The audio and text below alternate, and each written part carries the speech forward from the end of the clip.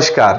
आज अपने टॉपिक पढ़ने वाले हैं 1857 की क्रांति, जो कि हिंदी ग्रंथ अकादमी, पुरानी एनसीईआरटी और नई एनसीईआरटी के लगभग 12 प्लस किताबों के तथ्य जो हैं और पुराने आए हुए सारे पीवाईक्यू, इनका सारांश मैं आपको ये एआई से डिजाइन की हुई बातें, जैसे कानपुर में सती चोरा घाट मुख्य घटना है, बीबी घर हत्याकांड है, ये मुख्य घटना हो गई, नाना साहब पर 1 लाख का इनाम रखा था, ये मुख्य घटनाएं होगी। तो इस तरह से कुछ घटनाओं का जिक्र इस तरह से किया हुआ। ये मौलवी अहमदुल्ला की बातें हो गई, चर्बी वाले कारतूसों की घटना, सबसे पहले जानकारी दमदम छावनी को मिली, और चर्बी वाले कारतूस चलाने से सबसे पहले मना किसने किया। आज हम 34वीं एनआई और वगैरह वगैरह पढ़ रखे होते हैं, तो वो किसने किया था? 19वीं टुकड़ी ने किया था। वो कहां थी? बहरामपुर में थी, बैरकपुर में नहीं। तो ये बहुत सारी ऐसे तथ्य है जो एनसीईआरटी से आपको मैं डायरेक्ट करवाऊंगा। चलिए पहले एक प्रश्न आपको दिखाता हूं, हल्की सी झलक, आपको लगेगा कि थोड़ा अलग मैटर मिलेगा। जैसे बात करें हम, ये क्वेश्चन देखना है, रानी लक्ष्मीबाई ने शुरू में सत्य असत्य पहचानना है, अंग्रेजों का साथ दिया। शुरू में किसका? रानी लक्ष्मीबाई ने अंग्रेजों का साथ दिया शुरू में, ये कह रहा है। बातचीत, अंग्रेजों के साथ बातचीत करने की कोशिश की, यदि उनकी मांगे मान ली जाए तो वह अंग्रेजों का साथ देंगी, ऐसी शर्त रानी लक्ष्मीबाई ने रखी थी। गोद निषेध की प्रथा डलहौजी ने शुरू की थी। दत्तक पुत्र को स्वीकार नहीं किया था। झांसी को हड़प लिया था 1853 में। झांसी के जस्ट बाद नागपुर का नंबर लगता है। बरेली में खान बहादुर, जिन्हें बख्त खान की उपाधि दी गई थी, उन्होंने शुरू में कमिश्नर को विद्रोहियों की गतिविधियों के बारे में चेतावनी दी थी। यानी कि शुरू में ये अंग्रेजों का सहयोगी था बख्त खान। शुरू में मतलब क्रांति शुरू होने के बाद दक्षिण भारत और मद्रास इस विद्रोह से पूरी तरह छूते रहे। बिहार के जगदीशपुर में कुंवर सिंह ने 80 वर्ष की उम्र में विद्रोह का नेतृत्व किया। ये 4 बातें देने के बाद, और यहां पर विकल्प दिए गए हैं कि केवल 1, 2, 3 अपनी टेस्ट सीरीज जो चलती है आपको एसएस एजुकेशन ऐप पर नामात्र के शुल्क पर 299 रुपए उसका शायद चार्ज रखा हुआ है, अब मेरे पक्का ध्यान में नहीं, इतना अच्छा है।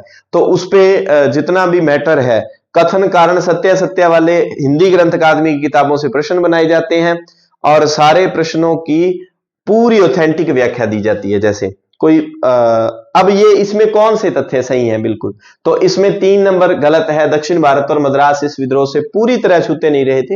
हाँ, दक्षिण भारत में ये नामात्र ही चला था, ज्यादा नहीं। ये बातें आपको अजीब लग सकती हैं, रानी लक्ष्मीबाई वाली और बरेली में खान बहादुर वाली, लेकिन ये दोनों बातें सत्य हैं। जगदीशपुर वाली भी बात सही है। तो कुल मिला के 1, 2, 4 इसमें सही हो जाएंगे। चलिए अब अपने स्टार्ट करते हैं 1857 की क्रांति। क्रांति के बारे में देखो, किसी भी कंपटीशन एग्जाम में ये फर्स्ट ग्रेड में अपने तो है ही, 1857 से 1947 मॉडर्न हिस्ट्री पूरी वो मैं आपको पढ़ाऊंगा, ठीक है इसमें, और इसके जो पीडीएफ मैटर वगैरह है आपको वहां पर मिल भी जाएगा।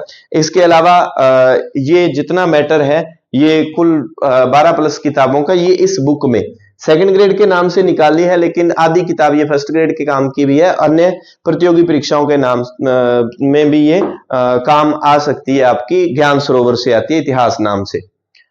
अब बात आती है कि 57 की क्रांति में प्रश्न, अगर आपको रिटन एग्जाम के लिए प्रशासनिक सेवा में लिखना है तो 57 की क्रांति या ऑब्जेक्टिव दोनों ही बातें देख लो।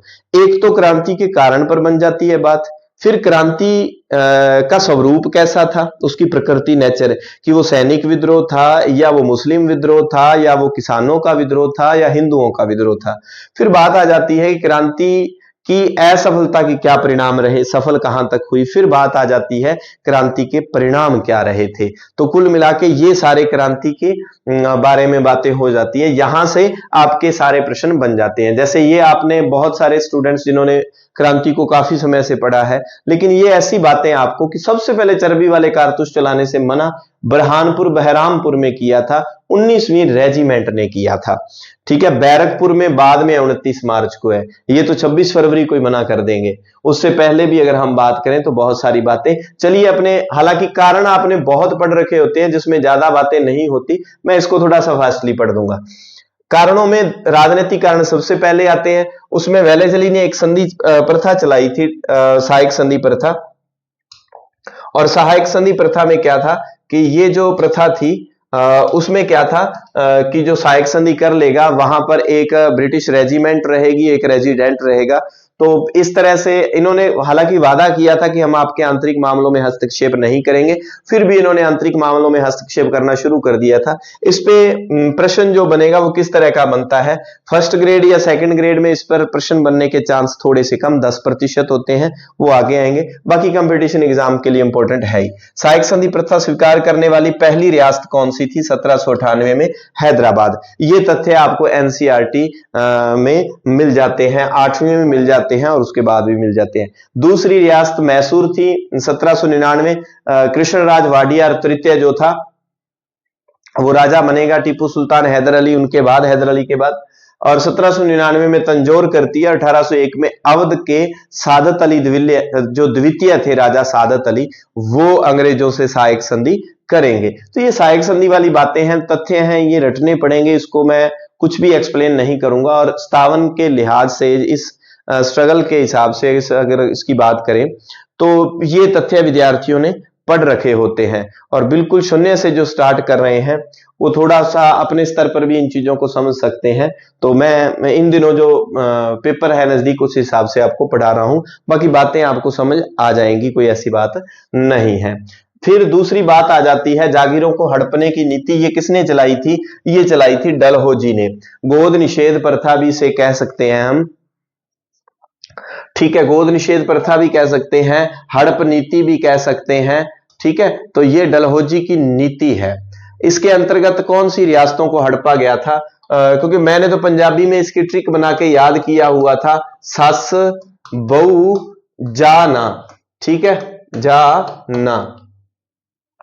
सासू मां कह रही है, पंजाबी च सस कहने हैं ना, मेरी सस बड़ी कपत्ती, सस कहती है बहू नू जा ना, तू ना जा करे काम करा दे, पेके थोड़े देर रुक के जा बड़ी, है ना, सस बहू जाना। सह से सतारा, सह से संबलपुर, बै से बघाट, ऊ से उदयपुर, झा से झांसी, ना से नागपुर। अक्सर ये देकर पूछा जाता है कि क्रमानुसार बताएं सबसे पहले किसने हड़प नीति का, कौन सी रियासत शिकार हुई और बाद में कौन सी। तो ये सारी रियासतें ऐसे हो जाती है।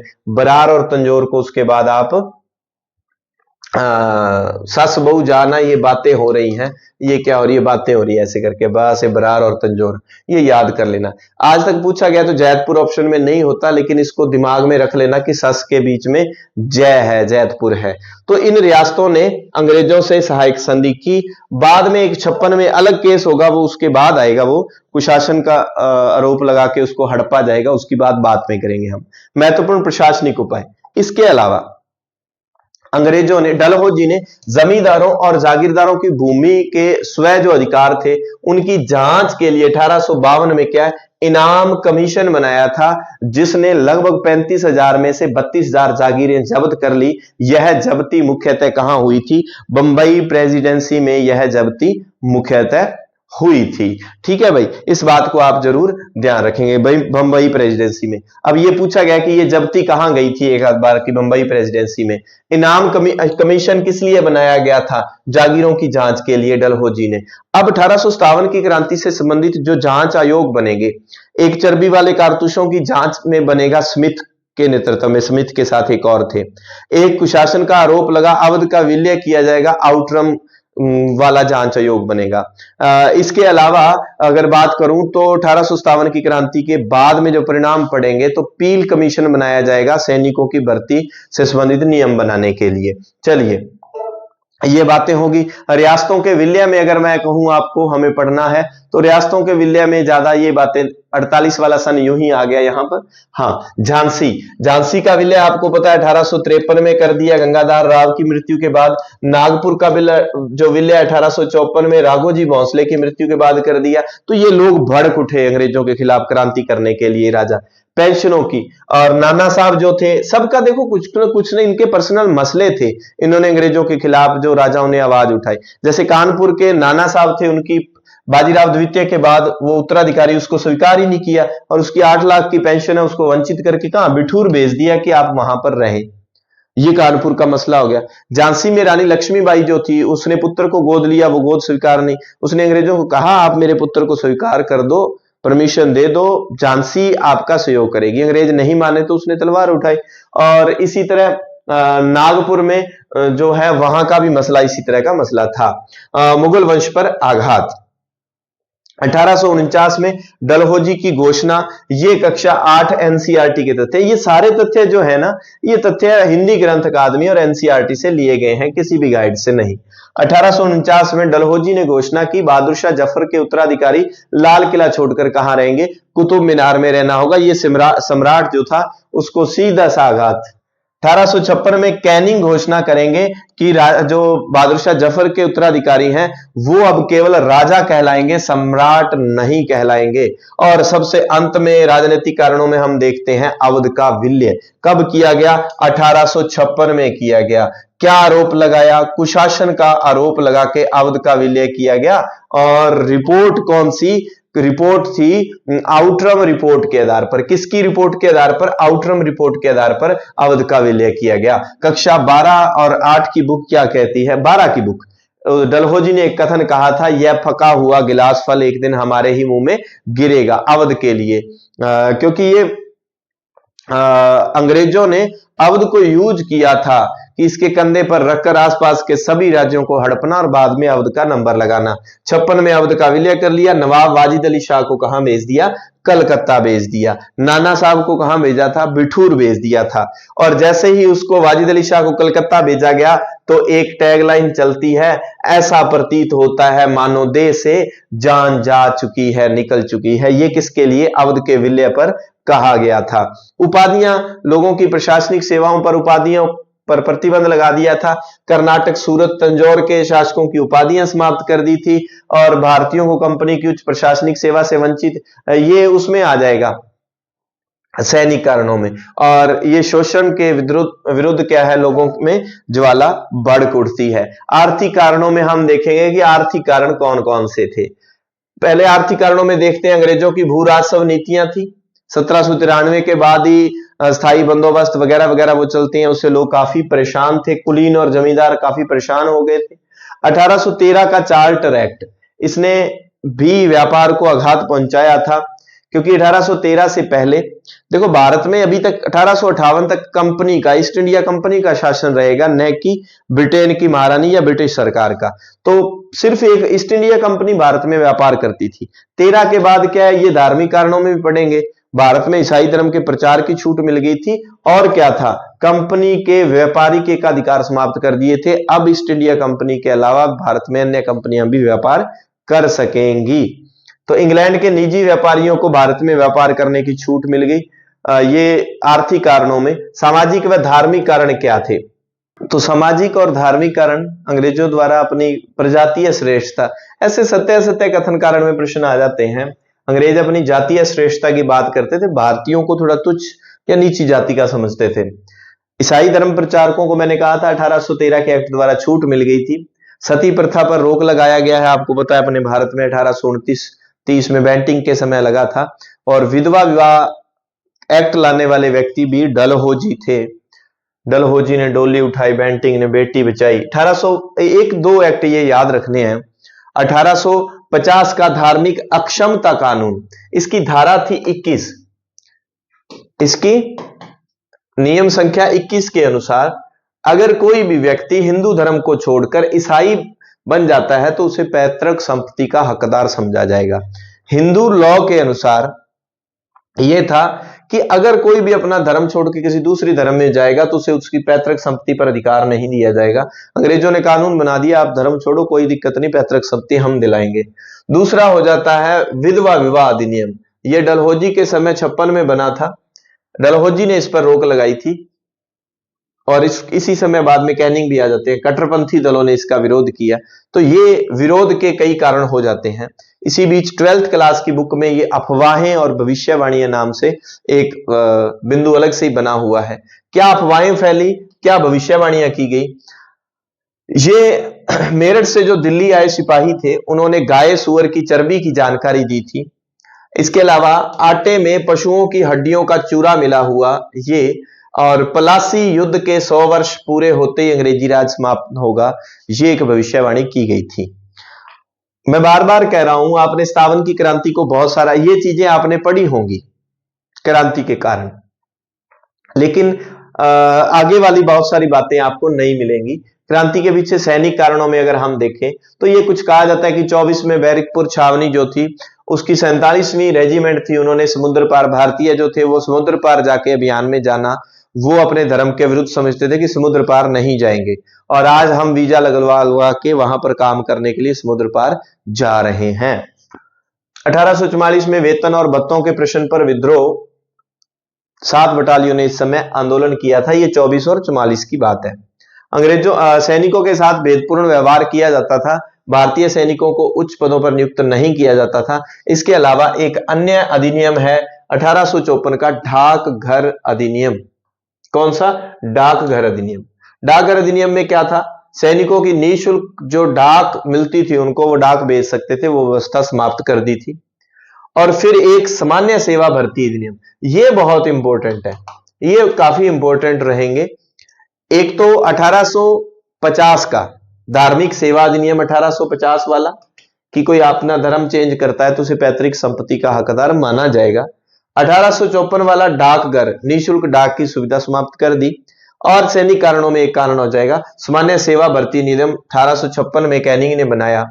नए जो सैनिक थे, जैसे आपको पता है 24 और 44 में हुआ था कि समुद्र पार यात्रा नहीं करने जाएंगे, कैनिंग ने बना दिया कि समुद्र पार यात्रा करना अनिवार्य है, पहली शर्त ये रख दी। और भारतीयों के लिए समुद्र पार यात्रा धर्म विरुद्ध थी, पदोन्नति से उन्हें वंचित किया गया और वेतन अंग्रेजों के मुकाबले उन्हें बहुत कम मिलता था। ये सारे सैनिक कारण भी हो जाते हैं। ये सारे कारण मिलके पेपर डोज के रूप में यहां मैंने तथ्य दिए गए हैं। ये अपनी बुक का मैटर है, ये आप बुक देख पा रहे होंगे। ये कुल 18-20 हिंदी ग्रंथ अकादमी और एनसीईआरटी की किताबों से ये बुक तैयार की गई है। ज्ञान सरोवर पब्लिकेशन से ये बुकलेट आती है, पतली सी बुक है। और पहला जो इसका सेल आउट निकला उसमें क्या थी, थोड़ी सी मिस्टेक जो कि लिपि की है, जल्दबाजी में जो लिपि की त्रुटि टाइपिस्ट से हुई, वो बाद में संशोधन कर दिया गया था। फिर भी मैं पूरी ये किताब आपको पढ़ाऊंगा ज्ञान सरोवर पब्लिकेशन से। ये आती तो सेकंड ग्रेड के लिए है, सेकंड ग्रेड शिक्षक भर्ती परीक्षा, लेकिन आधी किताब ये क्या है, फर्स्ट ग्रेड में 1857 से 1947 वाला जो पार्ट लगता है वो सारा है। अन्य प्रतियोगी परीक्षाओं के लिए जो चैप्टर लगेंगे वो काम के है। मैं ये नहीं कह रहा हूं कि सभी विद्यार्थी ये बुक लें, जिनके पास बुक है तो ठीक है, सेकंड ग्रेड एसएसटी से तैयारी करें। तो मैंने इस बुक का रिव्यू डाला हुआ है। वैसे पूरी बुक में चैप्टर देने के बाद लास्ट में सारणी रूप में उसका सारांश दिया हुआ है। पूरी किताब में सारणियां भरपूर दी हुई है कि सारांश आपको समझ आ जाए। और अगर कोई पहले से कोई भी किताब पढ़ रहे हैं तो आप क्या है कि पेपर से 2-1 महीने पहले तो किताब चेंज करना ठीक नहीं रहता। 3-4 महीने किसी पेपर में पढ़े हो तो आप अगर करना चाहें तो कोई दिक्कत नहीं। तत्कालीन कारण क्या था? चर्बी वाले कारतूस थे। यहां मैं आपको एक इंपॉर्टेंट बात बताता हूं। चर्बी वाले कारतूस तत्कालीन कारण था, ये हमने सुना होता है। एक बात तो ध्यान रखना कि चर्बी वाले कारतूस की घटना सबसे पहले जानकारी किस छावनी में मिलती है? दमदम छावनी में मिलती है। दमदम याद आया आपको? एक वो था, दमदमे में दम नहीं, खैर मांगो जान की, ए जफर ठंडी हुई अब तेग हिंदुस्तान की। हडसन जब बहादुर शाह जफर को गिरफ्तार करेगा तब वो बात बोलता है वहां में, और फिर जो बहादुर शाह जफर जवाब देगा वो जवाब मैं फिर आपको वहां जब दिल्ली में उसको गिरफ्तार करेंगे वहां ही बोलूंगा। तो चर्बी वाले कारतूस की बात तो ठीक है, सबसे पहले सूचना ये बंगाल में दमदम छावनी में लगी, लेकिन चर्बी वाले कारतूस चलाने से मना करने वाली जो टुकड़ी थी, सबसे पहले चर्बी वाले कारतूस मना करने वाली टुकड़ी कौन सी थी? वो थी 19वीं एनआई। इस बात का ध्यान रखना, इन्होंने तो फरवरी में ही इन कारतूसों को चलाने से मना कर दिया था। ये कहां थी? बंगाल के बहरामपुर में थी, बंगाल के बहरामपुर में थी। मंगल पांडे जब मना करेंगे वो 34वीं एनआई है, वो बैरकपुर छावनी का है, ये बहरामपुर है। इस बात का ध्यान रखना, आगे आएगा। ये इंपॉर्टेंट तथ्य था। चलिए, दिसंबर 1856 में कहते हैं ब्राउन बेस के स्थान पर एनफील्ड राइफल का, ये सत्य सत्य कथन कारण में चीजें दे दी जाती हैं। और चर्बी वाले जो हिंदुओं के लिए, सुअर मुसलमानों के लिए वर्जित हो गया। और इस बात का ध्यान रखना, चर्बी वाले कारतूसों की जांच के लिए स्मिथ व विलियम की अध्यक्षता में कमेटी बनाई गई थी, जिन्होंने इसे वो नजरअंदाजी कर दिया। तो ये कमेटी बनाई थी। इससे पहले हमने आउटरम रिपोर्ट पढ़ी, इनाम कमीशन पढ़ा, इनाम आयोग, और दूसरा स्मिथ और विलियम की अध्यक्षता में बना है। तो ये जरूर याद रखना कि किस में पर ये चर्बी वाले कारतूसों की जांच के लिए ये कमेटी बनी थी। एनफील्ड राइफल में कारतूस लगाने के लिए उसे मुंह से खोलना पड़ता था, जिनमें गाय व सूअर की चर्बी लगी होती थी। 1856 की क्रांति हम शुरू करने जा रहे हैं। आपको तारीखें कौन कौन सी याद करनी पड़ेगी, अभी बात कर लेते हैं। आपको तारीखें याद करनी है, इंपॉर्टेंट तथ्य। वो वैसे घटनाक्रम में कब कहां हुआ वो तो अलग से है ही। एक तो आपको याद करनी है, ये हो गई 31 मई सबसे पहले कि ये शुरू करने का दिन चुना गया था। इसके अलावा जब आप 26 फरवरी का जिक्र पढ़ेंगे, मार्च में आपके पास 29 मार्च आपको याद रखने योग्य है। उसके बाद अप्रैल में आपको याद रखने योग्य है 24 अप्रैल। उसके बाद मई में 9 मई आपके याद रखने योग्य है, 10 मई आपके याद रखने योग्य है, और उसके बाद हो जाती है 31 मई। क्या था यहां पर, क्या क्या हुआ था? 26 फरवरी मैंने आपको बता दिया, बहरामपुर बंगाल में एक जगह, वहां पर 19वीं सैनिक टुकड़ी ने चर्बी वाले कारतूस चलाने से पहले सबसे पहले वहां मना किया गया था। 29 मार्च को बैरकपुर छावनी का सिपाही मंगल पांडे 34वीं नेटिव इन्फेंट्री का सदस्य, वो मना कर देगा। 24 अप्रैल वाली घटना आगे हम जिक्र पढ़ेंगे, मेरठ में तीसरी घुड़सवार सेना होगी। तीसरी घुड़सवार सेना, ये 3 LC जिसको कहते हैं घुड़सवार सेना, तीसरी जो कैवेलरी होगी घुड़सवार सेना। बुक में ये तीसरी पैदल लिखा गया था, 20वीं NI व तीसरी पैदल टुकड़ी। तो ये तीसरी घुड़सवार सेना है। ये इसलिए इंपॉर्टेंट है क्योंकि उसने तथ्यों के साथ थोड़ी सी हेरफेर कर दी तो हमारे साथ क्या है, सारी गड़बड़ हो जाएगी। तो ये कहां पर थी, ये मेरठ में। ये मना करेंगे, कुल 90 सैनिक मना करेंगे। उसमें से फिर 9 मई को क्या किया जाएगा, 85 सैनिकों को सेना से हटाकर 10-10 वर्ष के कारावास की सजा दी जाती है। जब उनको 9 मई को सजा दे देंगे, क्रांति का एक्चुअल में फिर तत्कालीन कारण यह बनता है, चर्बी वाले कारतूस की घटना का विरोध करने के कारण तीसरी घुड़सवार सेना के 85 सैनिकों को 10-10 वर्ष का कारावास हुआ था। इसीलिए फिर बाद में 10 मई से यह क्रांति वहां से शुरू हो जाती है, मेरठ से। ठीक है भाई, कमल का फूल, रोटी, चपाती, ये इसके प्रतीक थे। और प्रमुख अधिकारी आपको थोड़ा सा याद रखना पड़ेगा। प्रधानमंत्री पाम्स्टन का नाम आपने सुना होगा, लेकिन एक बार पेपर में ये शायद पूछा गया है कि इसका एक अन्य नाम ये भी है। जॉन टेम्पल दिया हुआ था, पाम्स्टन शायद नहीं था। तो भारत का गवर्नर जनरल लॉर्ड कैनिंग था। क्रांति की शुरुआत मेरठ से होती है। मंगल पांडे बैरकपुर छावनी का था। सबसे पहले चर्बी वाले कारतूसों की बात किनको, दमदम छावनी में पता चलती है। सबसे पहले चर्बी वाले कारतूसों को चलाने से मना करने वाली सैनिक टुकड़ी 19वीं NI थी। अब आ गया बहरामपुर या बहरानपुर विद्रोह। चर्बी वाले कारतूसों के उपयोग को लेकर 26 फरवरी 1857 को बंगाल की 19वीं NI नेटिव इन्फेंट्री ने बगावत कर दी, वह उपयोग से मना कर दिया। 19वीं रेजिडेंट को जो है भंग कर दिया जाएगा। इस रेजिमेंट को, रेजिडेंट वो एक सिपाही जो दरबार में रहता था सहायक संधि के तहत, ये रेजिमेंट थी।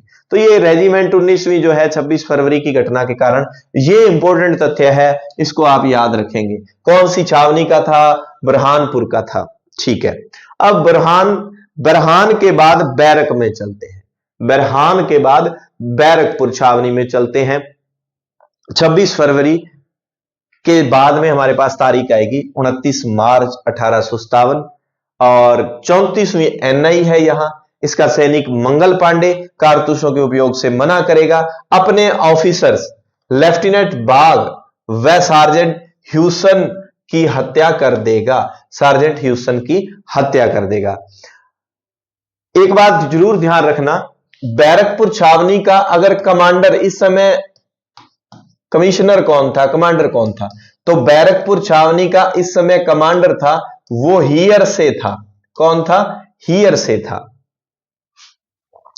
और इसने हत्या किसकी की, ह्यूसन की। इस बात का ध्यान रखना, हीयर से, ह्यूसन और हुइट, ठीक है, इन तीन के नाम, ऑफिसर्स के नाम एक जैसे हैं, तो हियर से कमांडर है, हत्या ह्यूसन की है।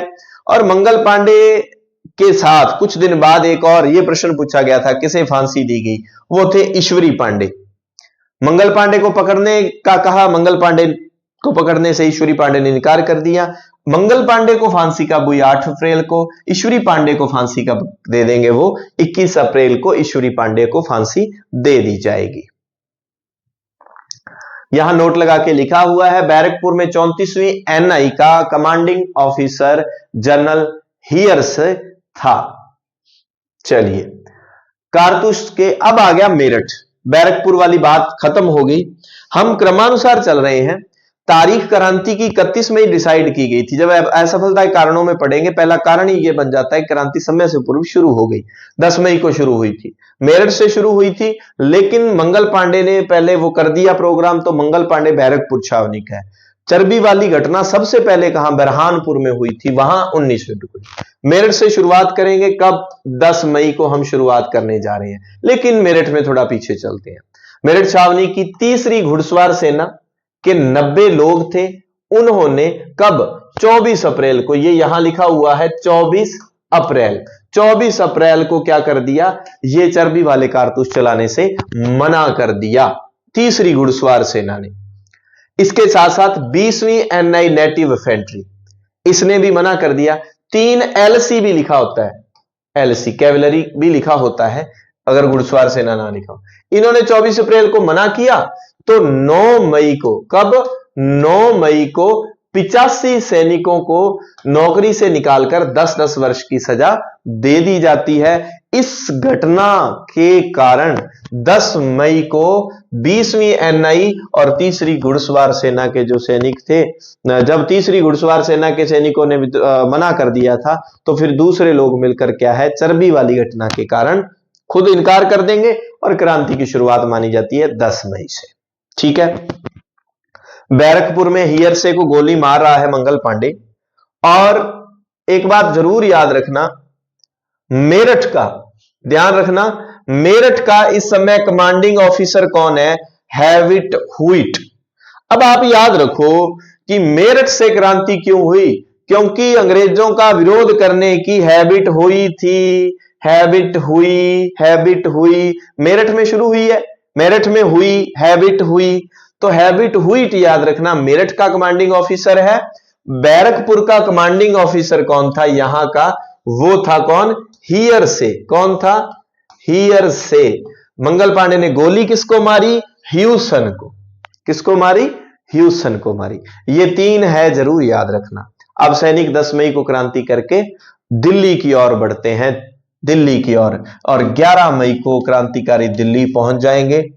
मेरठ के सैनिक दिल्ली पहुंचे, बहादुर शाह जफर नमाज पढ़ रहे होते हैं और सैनिक कहते हैं कि हमने प्रोग्राम वही शुरू कर दिया, अब आप हमारा नेतृत्व करो। बहादुर शाह जफर मना करते हैं, बेगम भी डरी हुई थी, लेकिन सैनिक क्या है, उसके सीधी पिस्तौल तान देते हैं कि नेतृत्व तो आपको करना पड़ेगा, हमें आप अंग्रेजों से काफी ज्यादा प्यारे लगते हो, जैसा भी हो आपका शासन ठीक था। तो बहादुर शाह जफर को हिंदुस्तान का बादशाह घोषित कर दिया जाता है। जब हिंदुस्तान का बादशाह घोषित है बहादुर शाह जफर, तो भारत का शासन चलाना होगा। तो 10 सदस्यीय एक कमेटी बनाई थी भारत का शासन संभालने के लिए, और उसका अध्यक्ष बख्त खान को बनाया था। जफर उसके नाम मात्र के शासक थे, और 10 में से 6 सैनिक थे, 6 सैनिक सदस्य थे, 4 नागरिक थे, गैर सैनिक थे। कुल 10 सदस्यीय कमेटी। तो डीपली चीजें आजकल पूछने लगे हैं, तो इसका ध्यान रखना। जुलाई 57 बहादुर शाह जफर द्वारा जुलाई में प्रधान सेनापति घोषित किया जाएगा, किसको, बख्त खान को। बख्त खान की आपको बात बता देता हूं, बख्त खान बरेली में, यह पूरा ऑथेंटिक हिंदी ग्रंथ अकादमी का आंकड़ा है, 31 मई 1857 को बख्त खान ने क्या किया था, बख्त खान ने विद्रोह का ऐलान बरेली में यह कर चुका था 31 मई को। ठीक है, तो इसका मतलब दिल्ली के बाद बरेली में प्रोग्राम शुरू हो गया था, लेकिन कई किताबों में इसका जून भी दे दिया जाता है, और कथन कारण जो क्रमानुसार व्यवस्थी में बरेली का जिक्र थोड़ा सा नहीं देते हो। तो बख्त खान क्रांति कर चुका था, बाद में जुलाई में इसको नेतृत्व सौंपा था। अंग्रेजों का पुनः अधिकार हो जाएगा, कब हो जाएगा, ये बात जरूर याद रखें, 20 सितंबर वाली तारीख, क्योंकि दिल्ली मुख्य थी। दिल्ली को वो है ना, होर केड़ा तू दिल्ली जित्ती वे दिल ही जित्तिया, तेरे यार नु दबण नु फिरदे सी पर दबदा किथे आ। तो ये देखो, दिल्ली अगर किसी ने फतेह कर ली, इसका मतलब पूरा हिंदुस्तान। अंग्रेजों ने 20 सितंबर को ही दिल्ली को फतेह कर लिया, लेकिन इस चक्कर में 2 लोग मारे जाएंगे अंग्रेजों के। एक तो निकलसन मारा गया, निकलसन निकल लिया। एक ये बिल्लो बग्गे बिल्लियां दा की करेंगे, बिल्लोवन कौन मारा गया? बिल्लोवन। जरूर ध्यान रखना, नए प्रश्न जो बनेंगे यहीं से बनेंगे। निकलसन और बिल्लोवन, निकलसन और बिल्लोवन। तो बिल्लो निकले, बिल्लो निकल गयो भाई, तो बिल्लो निकलसन ये मारे जाएंगे दिल्ली में। हुमायूं के मकबरे से, दिल्ली से बेगम जीनत महल व बहादुर शाह जफर को गिरफ्तार कर लिया जाएगा। कौन गिरफ्तार करता है? हडसन। हडसन और निकलसन विद्रोह दबाने आएंगे, निकलसन मारा जाएगा, हडसन दबा देगा। हडसन बाद में क्या करेगा? यह भी प्रश्न पूछा गया है कि बहादुर शाह जफर के शहजादों को गोली किसने मारी? 2 उसके पुत्र और एक पुत्र। पुत्र जो था उसको और 2 उसके पुत्र थे, मिर्जा मुगल और सुल्तान, उन दोनों को गोली मार देगा हडसन। हडसन जैसे ही इसको यहां से गिरफ्तार करेगा तो हडसन यही कहेगा, क्या कहता है? हडसन बहादुर शाह जफर को कहेगा, दम दमे में दम नहीं, खैर मांगो जान की, ऐ जफर अब ठंडी हुई तेग हिंदुस्तान की। फिर बहादुर शाह जफर उसको जवाब देंगे, गाजियों में बू रहेगी जब तलक ईमान की, गाजियों में बू रहेगी जब तलक ईमान की, तख्ते लंदन तक चलेगी तेग हिंदुस्तान की। तो ये क्योंकि शायर लोग थे और मुझे समझ नहीं आता फिर हडसन को ये शायरी किसने सुनाई, सिखाई थी, है ना, अंग्रेज को। चलो कोई नहीं, हो जाता है। बहादुर शाह जफर रंगून में, मेरे पिया गए रंगून जहां से आया टेलीफोन तुम्हारी याद सताती है, रंगून निर्वासित कर दिया जाएगा और 62 में बहादुर शाह जफर की मृत्यु हो जाएगी। 2 शहजादे और एक पुत्र अबू बकर जो था उसको गोली मार देगा, कौन? हडसन गोली मार देगा। दिल्ली से संबंधित एक घोषणा हमें याद रखनी है बहादुर शाह जफर के नाम से, ये 12th क्लास एनसीईआरटी के तथ्य मैंने साथ में ऐड किए हुए हैं। आजमगढ़ घोषणा कब हुई? 25 अगस्त 1857 को। इसमें आजमगढ़ घोषणा में बहादुर शाह जफर के नाम से जारी हुई थी। यह कहा था कि हमारी सत्ता आ चुकी है, अगर पूरी सत्ता हमारी हो जाएगी तो जमींदारों के लिए, व्यापारियों के लिए, सरकारी कर्मचारियों, पंडितों के लिए, फकीरों के लिए हम ये कर देंगे, उनके हितों की बात की गई थी। अजीमुल्लाह ने फतेहपुर में क्रांति की थी, ये नाना साहब के सलाहकार भी थे अजीमुल्लाह ने। अहमदुल्लाह, अजीमुल्लाह 2 नाम जरूर याद रखें। और रेनार्ड ने फतेहपुर में इस विद्रोह को दबाया था। ये साथ में ही दिल्ली के साथ ही पड़ता है तो मैंने ये एक्ट में ऐड कर दिया था। बहुत ही इंपॉर्टेंट तथ्य अभी आपके सामने आ रहा है। क्या है वो तथ्य? बड़ौत परगना, ये जाट चौधरी जी, जाट मरा तब जानियो जब, आगे आप लिखें, ठीक है। जाट शामल यहां पर विद्रोह करेंगे। बड़ौत परगना मेरठ के पास ही ये पड़ता है, मेरठ के जस्ट उत्तर में पड़ता है ये। यहां पर देखो 10 मई को क्रांति शुरू हो जाती है मेरठ में, दिल्ली में 11 मई को आगे, 12-13 मई को ये बिल्कुल साथ लगता है। अगर ये मिलान, ये जो क्रम अनुसार आ जाए तो बड़ौत परगना आएगा फिर यहां पर तीसरे नंबर पे, और वो बरेली बाद में आ जाएगा। तो बड़ौत परगना में विद्रोह करने वाला व्यक्ति कौन है? शामल। शामल है, ये मैपिंग में पूरा तरह दिया हुआ है। शामल की बातें 2-3 आपको याद करनी है। शामल ने क्या किया? ये 12th क्लास एनसीईआरटी का तथ्य है। ये 84 देश के गांव के लोगों को इकट्ठा किया, किसानों व मुखियाओं को संगठित किया। एक अंग्रेज अफसर के बंगले पर शामल जो है चौधरी साहब कब्जा कर लेंगे। ये आप बंगला आप देखेंगे, हॉल ऑफ जस्टिस। शामल क्या करेंगे? उस बंगले पर कब्जा करके उसे न्याय का भवन का नाम देंगे और लोगों के लिए न्याय करने लग गए। कोर्ट कचहरी अपनी वहीं लगा ली। और ये थे कौन? शामल। कहां पर? बड़ौत परगने में। बड़ौत कहां? यूपी में, ठीक है। फिर क्या होता है? जुलाई में, जुलाई के मध्य शामल युद्ध करते हुए वीर गति को प्राप्त हो जाएंगे। और ये था शामल का सफर, यानी कि बड़ौत परगने में शामल 12-13 मई से लेकर कहां तक, मई जून जुलाई 2-3 महीने तक वो स्ट्रगल करेंगे और अंततः वीर गति को प्राप्त हो जाएंगे। न्याय का भवन लगाया था, हॉल ऑफ जस्टिस, ये जरूर याद रखें। अब हम चलते हैं लखनऊ। पिछली बार फर्स्ट ग्रेड में पिछली बार इससे प्रश्न पूछा गया था और लोगों को सेट ही करना नहीं आया था। 3-4 लाइनें दी थी, कौन सी सत्य कौन सी असत्य। लखनऊ जो है, लखनऊ है राजधानी। यूपी में अवध जगह पड़ती है, क्योंकि अवध में पूछ लेते हैं नेतृत्व किसने किया, लखनऊ में किसने किया, तो एक ही बात है। असल में प्रांत है अवध। अवध में कई जगहों पर विद्रोह होगा। राजधानी लखनऊ में होगा, फैजाबाद में होगा, गोंडा में होगा, इस तरह कई जगह थी जहां पर क्या है, ये सीतापुर में होगा, विद्रोह होगा। सीतापुर वाली ये बात पुरानी एनसीईआरटी से ली गई है। चलिए, सबसे पहले ये 12th क्लास एनसीईआरटी जो वर्तमान में चलती है उसका तथ्य है कि अवध को बंगाल आर्मी की पौधशाला कहा जाता था। क्यों? क्योंकि सबसे ज्यादा बंगाल आर्मी में कहां के सैनिक थे? अवध के थे। अवध में क्रांति कब शुरू होगी? 30 मई 1857 को लखनऊ में, अवध प्रांत के लखनऊ से विद्रोह शुरू हो जाएगा। 30 मई के जस्ट बाद जून आता है। वेरी इंपॉर्टेंट तथ्य है, चिनहट का युद्ध। चिनहट का युद्ध किस जगह से जुड़ा हुआ है? अवध प्रांत से जुड़ा हुआ है। चिनहट के युद्ध में अवध में, लखनऊ में क्या होता है? अंग्रेजों की हार होती है। चीफ कमिश्नर हेनरी लॉरेंस किस कमिश्नरी में, किस एरिया में युद्ध करते हुए मारे जाते हैं? लखनऊ में मारे गए। ये कहां पर मारे गए? लखनऊ में हेनरी लॉरेंस मारे गए। हेनरी लॉरेंस के साथ मेजर बैंक्स भी मारे गए। ध्यान रखना, लखनऊ में 4 लोग मारे जाते हैं, जनरल नील, हैवलॉक, बैंक्स और हेनरी लॉरेंस। तो आप इस तरह से याद करना, लॉरेंस बिश्नोई का भी नाम चलता है, लॉरेंस बिश्नोई चर्चा में रहता है। तो कह दो कि लॉरेंस बिश्नोई ने क्या किया, किसी को मार के, लखनऊ में लाखों का काम चलता है इधर से उधर, तो उसको मार के क्या बक्से में बंद कर दिया और क्या कर दिया, वो बाद में जो है नीला पड़ गया, और क्योंकि उसको ऊपर से लॉ कर दिया था, वध करके अवध में किसी को लॉरेंस ने मार के बक्से में बंद कर दिया। भाई कुछ भी हो जाए, लॉरेंस का नाम चर्चा में आ जाता है। लॉरेंस का नाम सही या गलत अब राम जाने, है ना।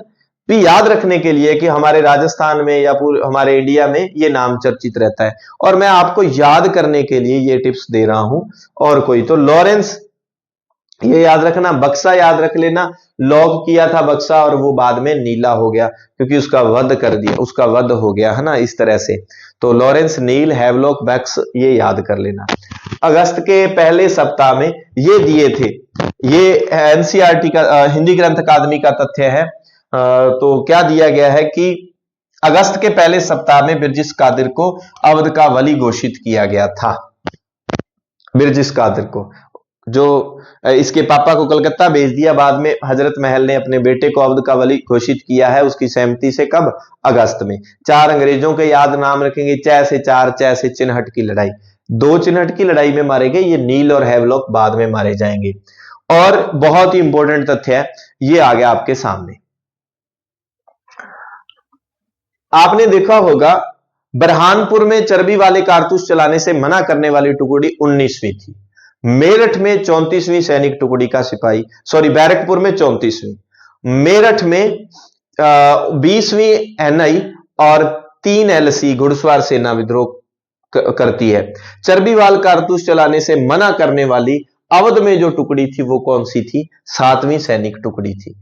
और 7वीं टुकड़ी ने 48वीं एनआई को संदेश भेज दिया कि हमने अपने धर्म की रक्षा करने हेतु फैसला ले लिया है, अब आप भी तैयार हो जाएं। इसके अलावा जो 41वीं सैनिक टुकड़ी थी, उन्होंने हेनरी लॉरेंस को सौंपने से कि या तो उसे मार दो या हमें सौंप दो, ये 41वीं सैनिक टुकड़ी ने कहा था। और अब हम बात करते हैं, सीतापुर का इंस्पेक्टर फ्रांसवा सिस्टन था, जिसने सीतापुर में काफी जो है निर्दोष लोगों को मारा था। तो इसका पुरानी एनसीईआरटी में जिक्र आ जाता है। बैरकपुर यहां पर यूं ही लिखा गया है, बैरकपुर इसलिए लिखा गया है कि बैरकपुर छावनी का कमांडिंग ऑफिसर और अवध छावनी का कैप्टन एक ही व्यक्ति था। ये कौन था? इसका नाम था हियर से। हियर से था। ह्यूसन को तो गोली मार दी, हियर से था। हियर से ने क्या कहा था? अवध का ये कैप्टन था कि हम बैरकपुर में एक ऐसी सुरंग पर बैठे हैं जो जल्दी ही ब्लास्ट होने वाली है। ये हियर से का बयान था। अब ध्यान रखना है कि वहां पर विद्रोह को दबाने के लिए निकलसन और कौन आएंगे? हडसन आएंगे। निकलसन मारा जाएगा। लखनऊ में अवध में विद्रोह को दबाने के लिए हैवलॉक और आउटरम आएंगे। हैवलॉक क्या है? मारा जाएगा, आउटरम बच जाएगा। ठीक है। फिर बात आती है सितंबर 1857 में लखनऊ में विद्रोह दबाने के लिए हैवलॉक और आउटरम आए, लेकिन ये असफल हुए। 12th क्लास एनसीईआरटी है। फिर बाद में क्या है? नवंबर 1857 में कैंपबेल वो आता है और रेजिडेंसी को, उस छावनी को, अंग्रेजों की जो छावनी थी उसको विद्रोहियों से मुक्त कर देगा नवंबर 1857 में। और ये 3rd ग्रेड में पूछा गया प्रश्न था कि the relief of Lucknow painting किसकी है? जोसेफ की है या टॉमस बारकर की है? तो टॉमस बारकर ने, ये बुक में एनसीईआरटी वाली में फोटो दी गई है, द रिलीफ ऑफ लखनऊ। वो सीन क्या था? कैंपबेल जब रेजिडेंसी को मुक्त करवाने के लिए आता है, वो सीन टॉमस बारकर ने इस पेंटिंग में बनाया है। एक और पेंटिंग उसमें दी गई है, जोसेफ ने वो बनाई थी और उसका नाम था इन मेमोरियम। इन मेमोरियम पेंटिंग जोसेफ ने बनाई थी। इसमें क्या है? अंग्रेजी औरतों को भय में दिखाया गया था ताकि इंग्लैंड के लोगों को सहानुभूति मिल सके कि भारतीय जो लोग हैं वो अंग्रेजों की औरतों पर बड़ा जुल्म कर रहे हैं। विद्रोह का अंत हो गया। लखनऊ विद्रोह की सारी जानकारी ये पुरानी एनसीईआरटी कहती है कि रसल ने इसका वर्णन किया है। रसल के मसल्स, अच्छा खेलता है क्रिकेट। मार्च 1858 में अंतिम रूप से अंग्रेजों का लखनऊ पर अधिकार हो जाएगा। सितंबर 1857 में ही लखनऊ उस दिल्ली पर हो गया था, यहां पर 58 में होगा। लखनऊ के बाद बेगम हजरत महल शाहजहांपुर में भी विद्रोह करती है और बाद में क्या है? नेपाल भाग जाएगी बेगम हजरत महल, लखनऊ से सीधा नेपाल। अब चलते हैं अवध के एक अन्य प्रांत फैजाबाद। फैजाबाद में किसने विद्रोह किया? देखो अवध तो प्रांत का नाम है। अवध में कहां कहां हो रहा है? अवध में लखनऊ में हो रहा है। अवध की अन्य जगह पर ताल्लुकदार करेंगे, यह भी जरूर याद रखना कि लखनऊ में तो बेगम हजरत महल के नेतृत्व में, बिरजिस कादरी के नेतृत्व में, अन्य प्रांतों में कौन करेंगे? जो ताल्लुकदार, जो जागीरदार थे वो करेंगे। और सीतापुर का थोड़ा सा जिक्र आता है, लेकिन अवध में लखनऊ पढ़ने लायक है और दूसरा पढ़ने लायक है फैजाबाद। फैजाबाद में आपको नाम याद रखना है मौलवी अहमदुल्ला, जो कि 12th क्लास एनसीईआरटी के तथ्य मैंने इसमें डाले हैं। अहमदुल्ला को डंका शाह भी कहा जाता था, सिकंदर शाह भी। मूलतः ये हैदराबाद के, दक्षिण भारत के निवासी थे, लेकिन उत्तरी भारत में अवध प्रांत के फैजाबाद में इन्होंने विद्रोह किया और इनको लोग करिश्माई व्यक्ति या जादुई व्यक्ति मानते थे। और पालकी, इनकी पालकी निकलती थी ढोल नगाड़ों के साथ। और असल में 22वीं जो नेटिव इन्फेंट्री थी उसने इसको अपना नेता चुना। 1857 के विद्रोह को अहमदुल्ला शाह ने जिहाद का नारा दिया। सबसे इंपॉर्टेंट बात, जो चिन्हट की लड़ाई हुई थी वहां पर ये भी लड़ने गए थे। कौन? अहमदुल्ला। कौन गए थे? अहमदुल्ला वहां लड़ने गए थे। और फिर बात आती है, अंग्रेजों ने अहमदुल्ला को पकड़ने हेतु 50,000 का इनाम रखा था। देखो, बख्त खान को पकड़ने के लिए अंग्रेज क्या करेंगे? बरेली के लोगों को उसके विरुद्ध विद्रोह करवाने के लिए 50,000 रुपए लगाएंगे। नाना साहब के लिए आउटरम ने 1 लाख का इनाम घोषित किया था। और मौलवी अहमदुल्ला कितना इनाम रखी? अरे सरकार हम पे पूरे 50,000। ठीक है। फिर बात आती है झांसी की। झांसी में विद्रोह होगा। झांसी में विद्रोह कब होगा? 4 जून को। झांसी के बाद नागपुर आएगा, फिर वो झांसी के बाद कानपुर आएगा। 18 जून ये आ गया। लक्ष्मीबाई के नेतृत्व में विद्रोह होगा। तांत्या टोपे इनके साथ होंगे, ग्वालियर में विद्रोह करेंगे। खलक खुदा का मुल्क, बादशाह का हुक्म, रानी का, ये इनके बारे में बात चलती है। लक्ष्मीबाई की उपाधि महल परी थी और बेगम हजरत महल की उपाधि महक परी थी। वो महल, ये महक, हालांकि महल में ये रहती हैं ना, वो तो स्ट्रगल ही किया झांसी की रानी ने। तो हीरोज की प्रशंसा, हीरोज क्या लिखेंगे जब झांसी की रानी वीरगति को प्राप्त हो गई, तो हीरोज लिखेंगे कि भारतीय क्रांतिकारियों में ये सोई हुई औरत अकेली मर्द है, ऐसा झांसी की रानी के बारे में कहा जाता है। तांत्या टोपे, जिनका मूल नाम रामचंद्र पांडुरंग था, नाना साहब पेशवा जो थे उनके सेनापति थे। मान सिंह ने मुखबरी कर दी। 18 अप्रैल क्रांति की पहली फांसी और घटना थी। 8 अप्रैल 1857 मंगल पांडे को फांसी, और अंतिम घटना थी 18 अप्रैल 1859 तांत्या टोपे को फांसी। तांत्या टोपे राजस्थान में 2 बार आएंगे, एक बार अगस्त में और फिर दिसंबर में, अगस्त और दिसंबर में। चलिए अब हम चलते हैं कानपुर। कानपुर में झांसी के जस्ट बाद में, वहां 4 जून को, यहां 5 जून को विद्रोह होता है। और यहां विद्रोह करने वाले जो लोग हैं वो पेशवा नाना साहब, उनकी पेंशन का मसला था, आपको ध्यान है। नाना साहब विद्रोह शुरू करते हैं यहां पर, और यहां पर 2 घटनाओं का, बीबी घर और सती चोरा घाट, ये 2 बहुत इंपॉर्टेंट बिंदु है। जैसे चिन्हट की लड़ाई पूछी जाए, कहां पर चिन्हट की लड़ाई का संबंध कहां से था, इससे पूर्व हम चिन्हट की लड़ाई को पढ़ के आए हैं, है ना। और इस संदर्भ में अभी हमें याद रखना होगा सती चोरा घाट की घटना, और इसके अलावा ये रह ज्यादा लग गया, बीबी घर में जो अंग्रेजों का कत्लेआम हुआ, ये दोनों कानपुर से जुड़े हुए थे। क्या थी घटना? 27 जून को विद्रोहियों ने अंग्रेजों को मार डाला, 27 जून 1857 को सती चौरा घाट में। ये 5 जून के बाद 22 दिन बाद 27 जून की घटना है। उसके बाद 15 जुलाई को ये बीबी घर जगह पड़ती है, और वहां पर अंग्रेजों का कत्लेआम हुआ। 2 सती चौरा और बीबी घर। एक कानपुर से संबंधित बहुत ही महत्वपूर्ण तथ्य है, वो ये है कि यहां पर अजीजन बाई ने 500 तवाइफों की एक मस्तानी टोली बनाई थी। बहुत ही मतलब डीपली प्रश्न बन जाता है, और वहां पर क्रांतिकारियों का सहयोग किया था अजीजन बाई तवाइफ ने। अब जैसे ही कानपुर में विद्रोह होता है, कैंप बेल आएंगे। कैंप बेल ने कानपुर में विद्रोह को दबाया और इस पर अधिकार कर लिया। नाना साहब क्या है, नेपाल भाग जाएंगे। अजीमुल्ला खान, जिन्होंने फतेहपुर में विद्रोह किया था, ये नाना साहब के सलाहकार थे। आउटरम रिपोर्ट के आधार पर अवध का विलय किया गया था। आउटरम ने 1 लाख का इनाम नाना साहब पर रखा था।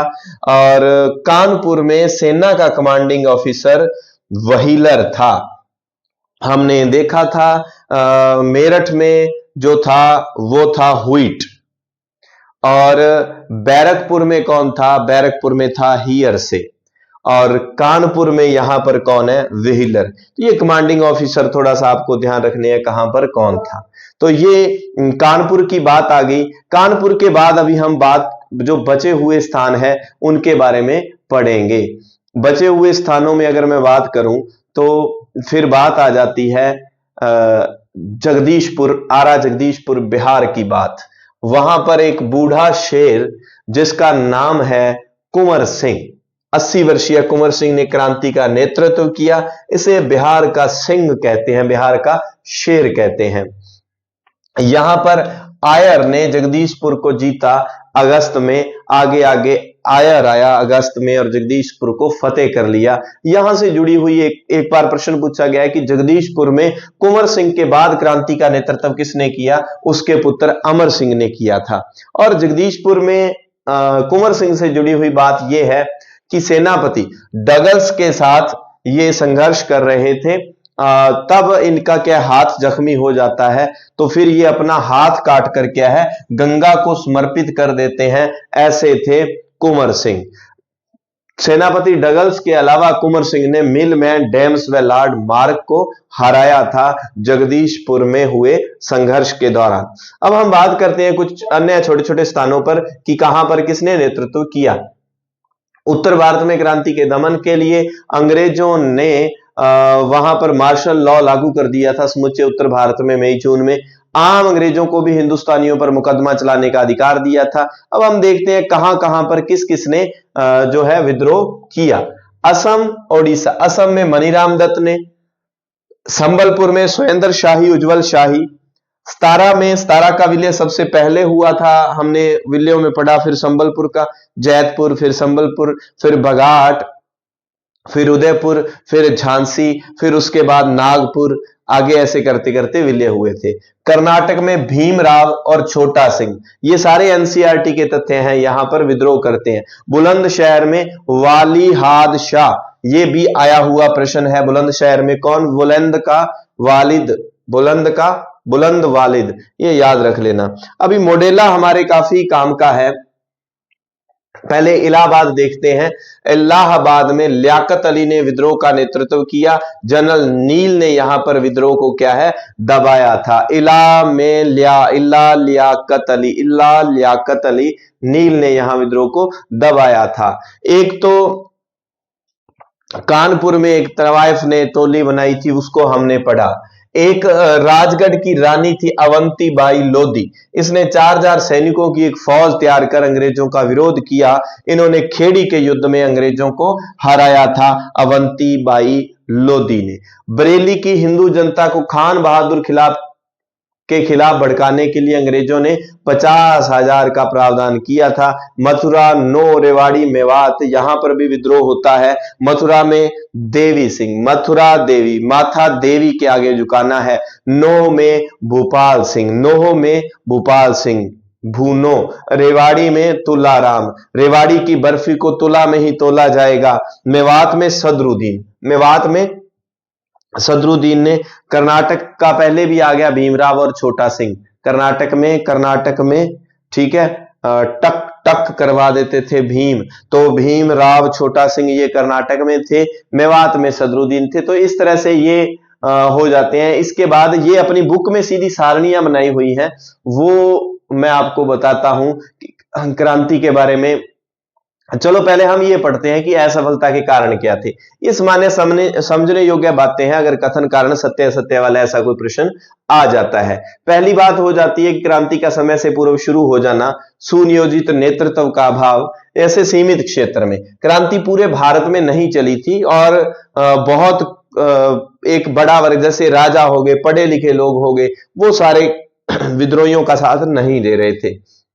बंबई, मद्रास, बंगाल, पश्चिम पंजाब, दक्षिणी भारत इससे अप्रभावित रहे थे।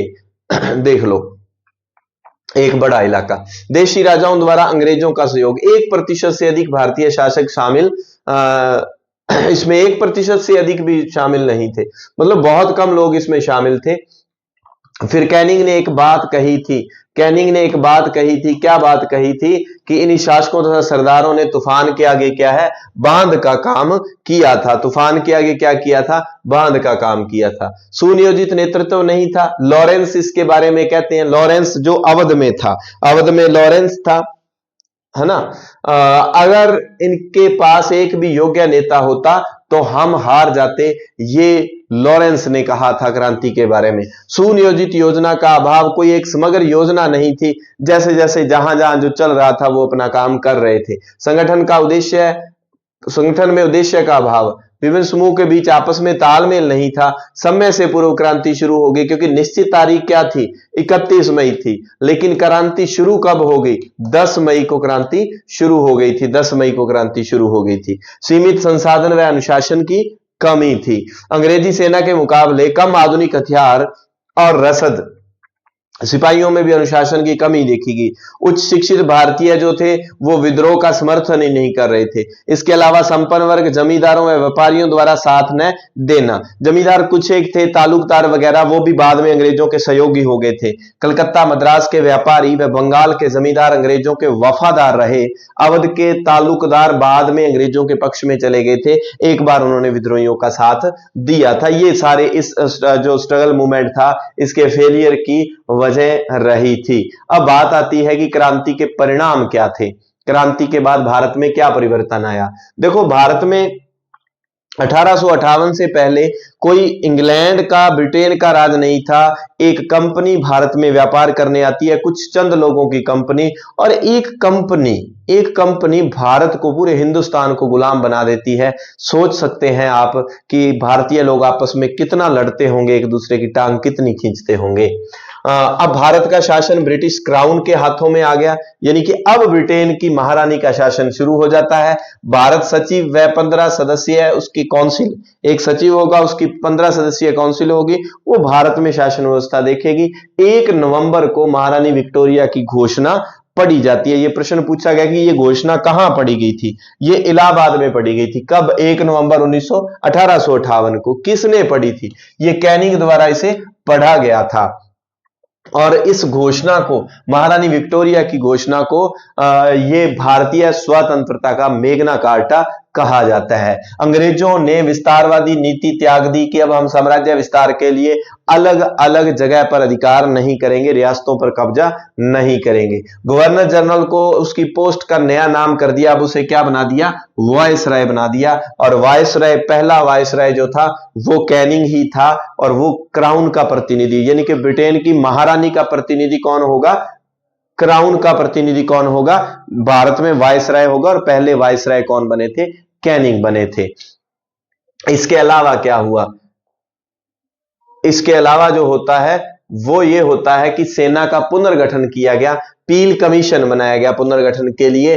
इसकी सिफारिशों पर ब्रिटिश सैनिकों की संख्या में वृद्धि कर दी गई। ये इंपॉर्टेंट तथ्य है। पहले भारतीय सैनिकों का सेना में अनुपात होता था 1:5, यानी कि 5 भारतीय हैं तो 1 अंग्रेज अधिकारी, 1 अंग्रेज, है ना। अब नया अनुपात क्या है? बंगाल में क्या कर दिया? 1:2। बॉम्बे और मद्रास प्रेसिडेंसी में क्या कर दिया? 1:3। यानी कि साउथ में तो 3 भारतीय सैनिक चल जाएंगे, क्योंकि साउथ में ये विद्रोह कम हुआ था। बंगाल में थोड़ा सा ज्यादा लोग भड़के थे, तो वहां पर भारतीय 2 हैं तो 1 अंग्रेज होगा ही होगा। ये अनुपात उससे पहले कितना था? 1:5 कितना था? 5 था ये रेशो।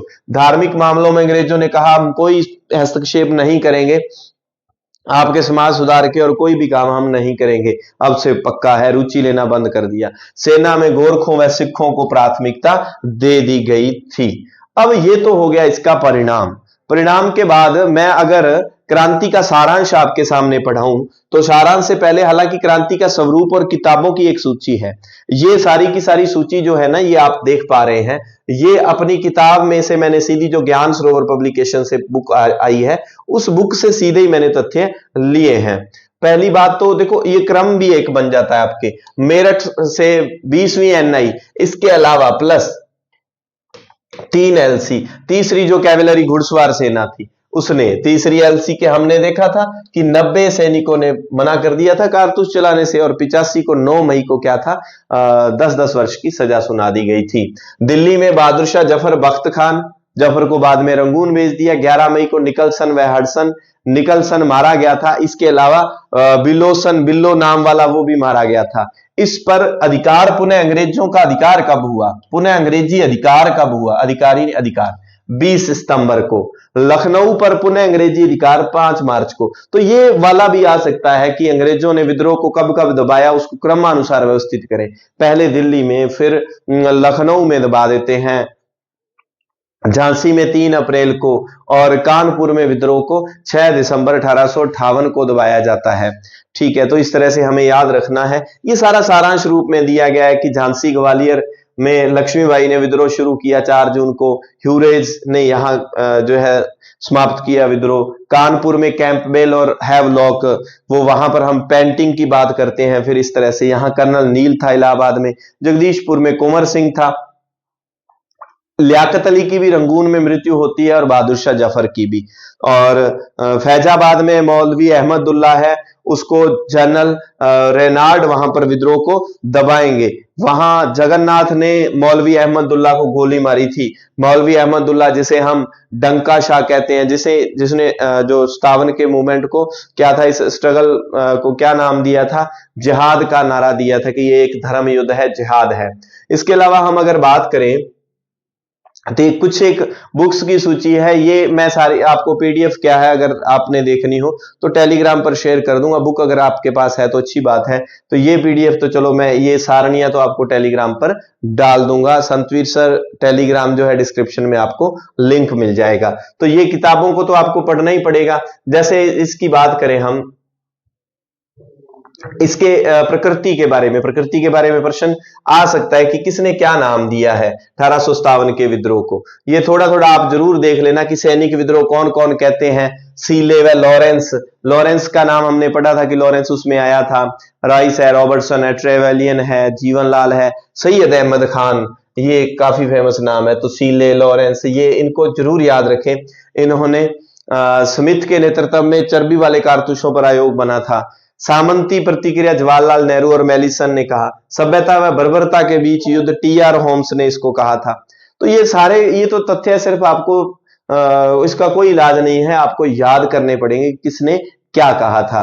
भारत का प्रथम स्वतंत्रता संग्राम वी.डी. सावरकर ने भी कहा है, इसको कार्ल मार्क्स ने भी कहा है। ठीक है, ये जरूर ध्यान रखना है। मार्क्स ने इसको राष्ट्रीय विद्रोह भी कहा था। इसके अलावा बेंजामिन डिजरेली ने, जो सांसद थे ब्रिटेन के, डिजरेली ने इसे नेशनल मूवमेंट जो कहा था, राष्ट्रीय विद्रोह कहा था इसे। मार्क्स ने भी इसे राष्ट्रीय क्रांति कहा है। तो ये थोड़े थोड़े इसमें आप तथ्य देख लेना।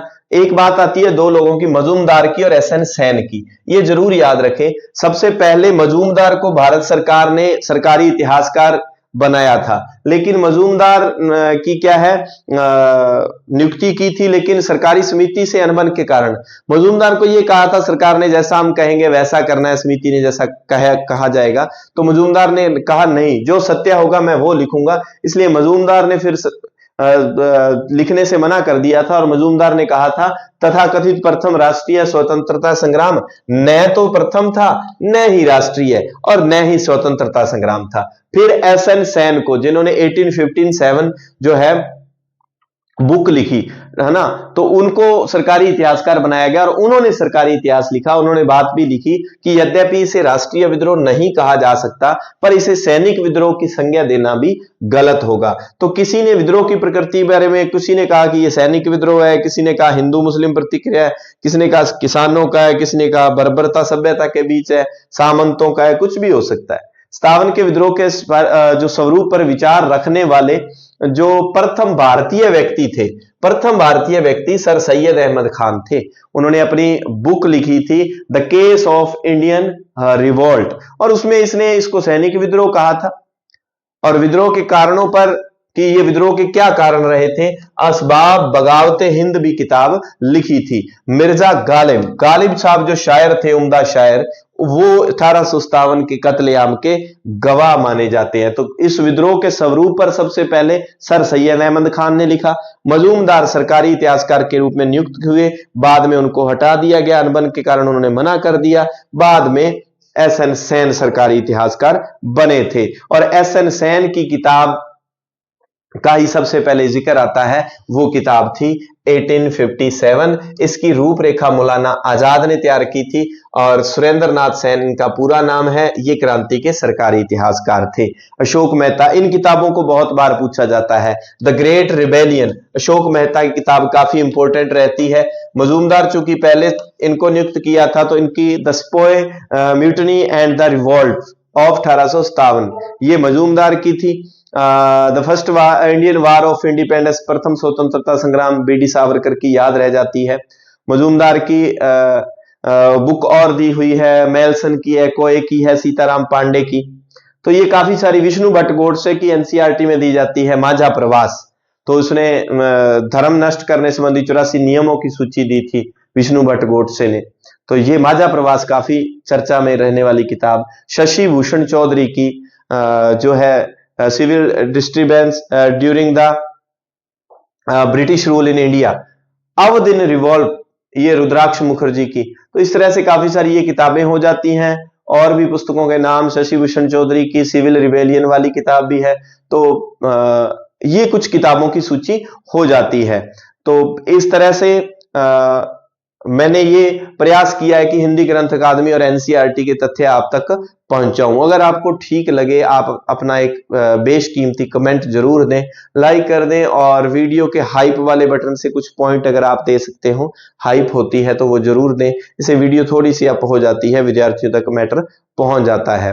ठीक है, तो अगर आपको ठीक लगे तो अपने स्टेटस वगैरह में इसको शेयर कर सकते हैं, विद्यार्थियों को बता सकते हैं। और इसके अलावा अपने वो मैथ की फर्स्ट ग्रेड के लिए क्लासें या अन्य कंपटीशन के लिए भी क्लासें इस पे शुरू हो गई हैं। पहले का डेटा तो पढ़ाई था।